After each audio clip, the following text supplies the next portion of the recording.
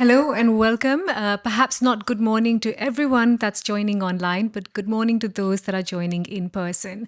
I'm Mitali Mukherjee. I'm acting director at the Reuters Institute. Welcome to those that have joined in the room here, and welcome to the at last count, about 450 people joining online. Very, very glad to see there's interest for what we hope to discuss today through the day.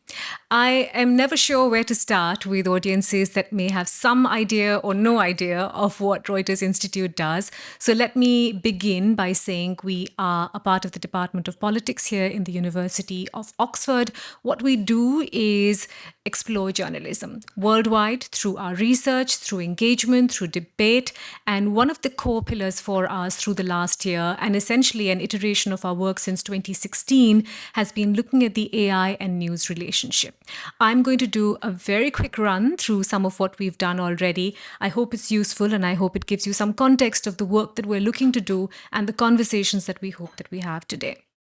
I'm going to walk you through some of what the Institute has done overall, and then my colleague, Dr. Richard Fletcher, who heads research here at the Institute, will walk you through some of our most interesting research over the last year or so. So, what does AI and news or that exploration look like at the Institute at RISJ? When we started discussing what we wanted to do around AI, I think one of the critical points for us was what is the value that we can add to this conversation? And just playing on our own strengths, which is research, which is engagement with news leaders, and of course, building context for journalists worldwide, we figured that there were three core spaces that we wanted to explore. One is, of course, evidence, which is based on the research that we have done around AI and trust, or I should say AI and news and trust, around the changes within newsrooms, around what's happening at peak news moments like elections. And some of that research is what you'll see in a couple of minutes from now.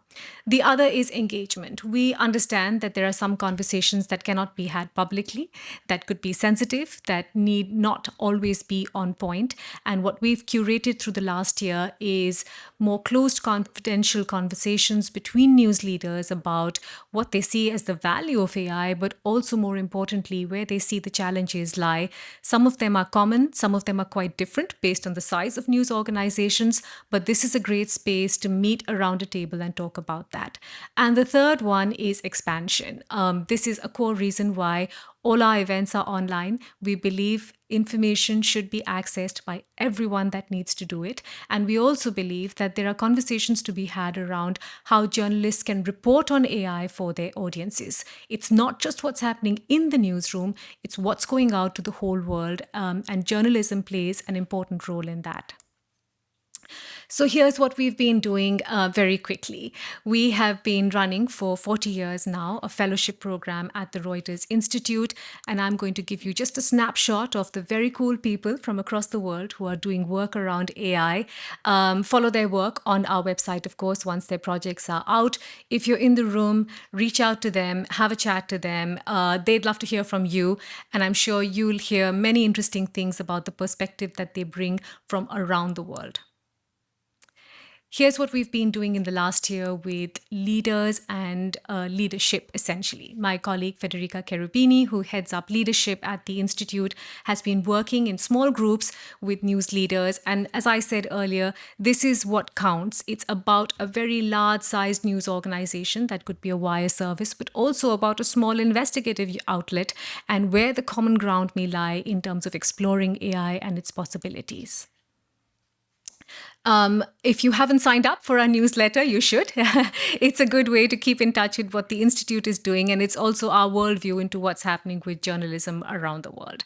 We have been doing a lot of original reporting on this issue, and this is just a snapshot of some of the stories.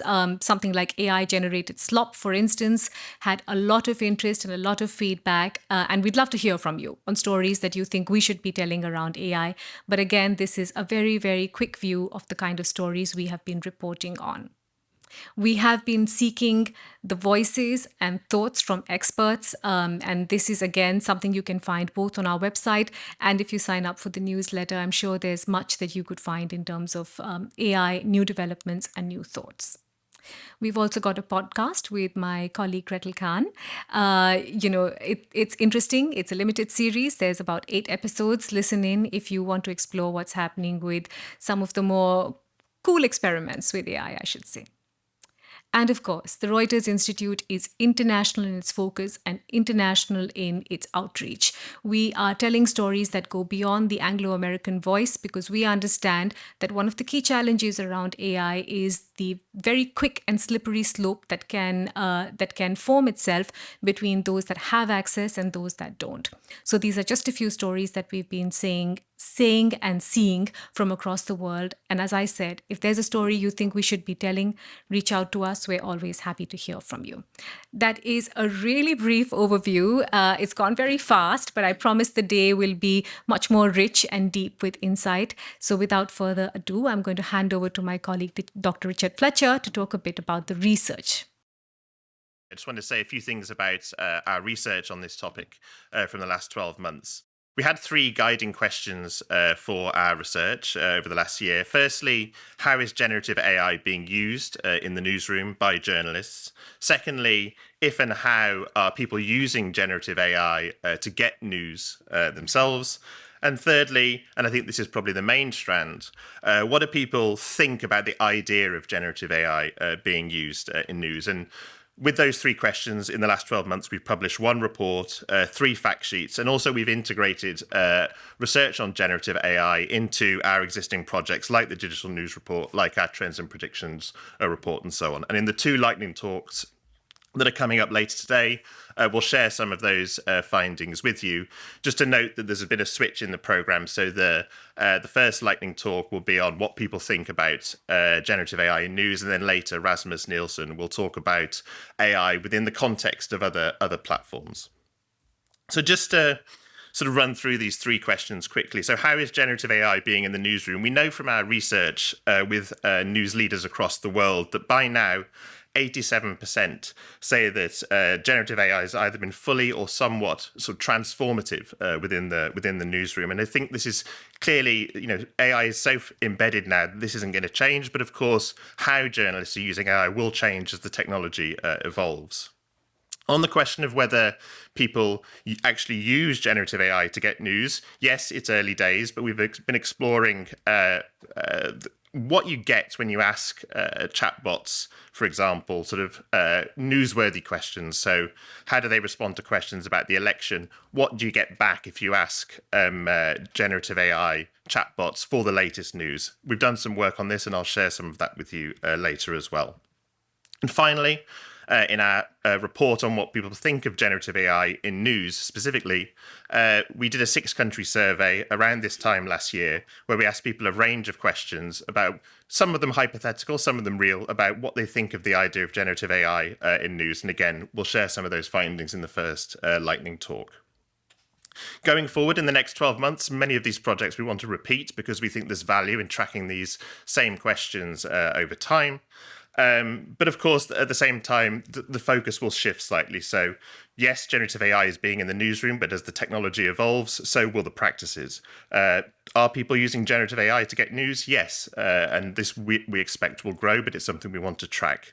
And what do people think of generative AI? Well, that's probably linked to how people are using the technology themselves, either in their workplace or at home. And again, this is something we want to track through our research over the next 12 months. But enough of that. I think it's time for the first panel. And with that, I'll hand it over to Federica. Thanks.